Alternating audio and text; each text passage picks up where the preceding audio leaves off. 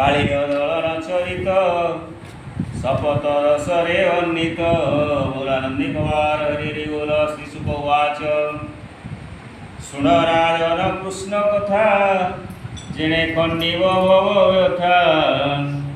ରଜନୀ ହୋଇଲା ପ୍ରଭାତ ବନେ ଚଳିଲେ ଗୋପୀନାଥ ଉପବର୍ଷା ସଙ୍ଗେ ଘେନି ସ୍ୱସ୍ୱରେ କଲେ ବେଣୁଧ୍ୱନି ଗୋପାଳେ ଅନୁପୁଷ୍ଟ ତାଳି କାଳିନ୍ଦୀ ହ୍ରଦେ ଯାଇ ମିଳି କାଳିନ୍ଦୀ ହ୍ରଦେ ତୀରେ କଦମ୍ବ ତରୁବନ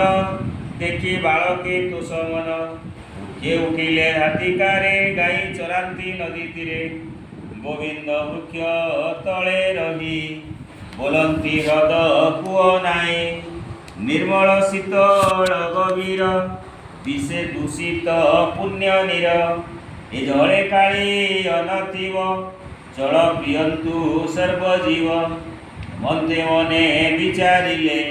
କଦମ୍ବ ବୃକ୍ଷରେ ଉଠିଲେ ଅତି ଶିଖର ଡାଳେ ଯାଇ ହଲାନ୍ତି ଜଳ କୂଅ ନାଇଁ ଅଗାଧ ଜଳୁ ଋଷିକେଶ ସର୍ପକୁ ଦେଲେ ପରିବାସ ଶୁଣ ପରୀକ୍ଷ ମନ ତୋଷେ ମୁନିଙ୍କ ପୂଜ ଇୟରସେ ଅନେକ କାଳ ଜଳେ ଥିଲା କୃଷ୍ଣେ କି ଅପରାଧ କଲା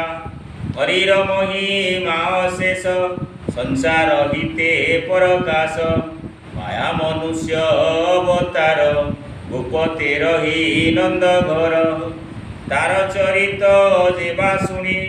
ଅମୃତ ରସମୟ ବାଣୀ ସାଧୁ ବଚନ କର ମତେ କେ ଛାଡ଼ି ପାରିବ ତା ଚିତେ ବୋଲନ୍ତି ବ୍ୟାସଙ୍କ କୁମର ଶୁଣ ପରୀକ୍ଷ ନୃପବର